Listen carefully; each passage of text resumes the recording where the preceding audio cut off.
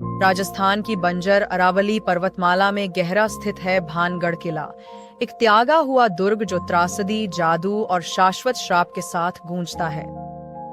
कहानी कई सदियों पहले राजा माधो सिंह के शासनकाल के दौरान शुरू होती है, जो एक शक्तिशाली शासक थे जिन्होंने इन किलेबंद दीवारों के भीतर एक भव्य शहर का निर्माण किया। उनका वंश मजबूत था, उनके सैनिक वफादार थे और उनके लोग संतुष्ट थे, जब तक उन पर एक ऐसी घातक किस्मत नहीं आ पड़ी जिसकी कोई कल्पना नहीं कर सकता था। किंवदंती कहती है कि राजकुमारी रत्नावती, जो भूमि की सबसे सुंदर महिला थीं, भानगढ़ की रत्न थीं। उनकी सुंदरता ने दूर दूर से राजकुमारों और राजाओं के दिलों को खींचा, लेकिन यह एक शक्तिशाली काले जादूगर का भी ध्यान आकर्षित कर गई, जो एक साधु था और जिसकी जादू की सभी को भय थी। ये साधु राजकुमारी के प्रति बेतहाशा प्रेम में पड़ गया, एक ऐसा प्रेम जो उसके और साम्राज्य दोनों के विनाश का कारण बनने वाला था। उस साधु ने काला जादू, एक औषधि, एक मंत्र का उपयोग करके राजकुमारी रत्नावती की इच्छा को वश में करने का दृढ़ निश्चय किया। लेकिन राजकुमारी, जिसने अपने हृदय की पवित्रता से उसकी चालों को भांप लिया, ने उस औषधि को नष्ट कर दिया और उसके जादू को उसी पर वापस कर दिया। साधु ने अपने क्रोध और पीड़ा में अपनी अंतिम सांसों के साथ भानगढ़ पर शाप रख दिया।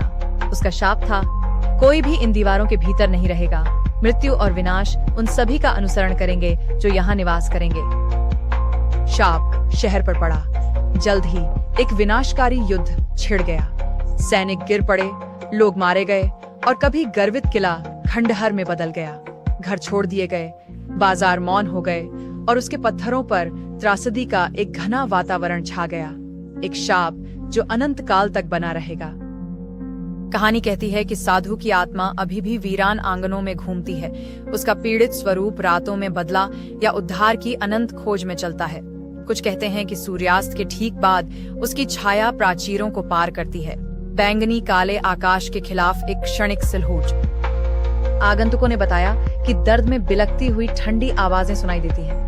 खंडहरों के बीच अजीब रोशनी के गोल घूमते हैं और एक भारी दमनकारी भावना महसूस होती है, जैसे कोई हमेशा देख रहा हो, उनके हर कदम का पीछा कर रहा हो। कुछ लोग कहते हैं कि जो लोग सूर्यास्त के बाद इसकी सीमाओं के अंदर रहते हैं, वे सुबह तक बाहर नहीं आते। उनकी आवाजें शाश्वत श्राप के कोरस में शामिल हो जाती हैं। आज मुख्य द्वार के पास एक बड़ा संकेत खड़ा है, जिस पर लिखा है, भारतीय पुरातत्व सर्वेक्षण द्वारा सूर्यास्त के बाद प्रवेश निषेध है।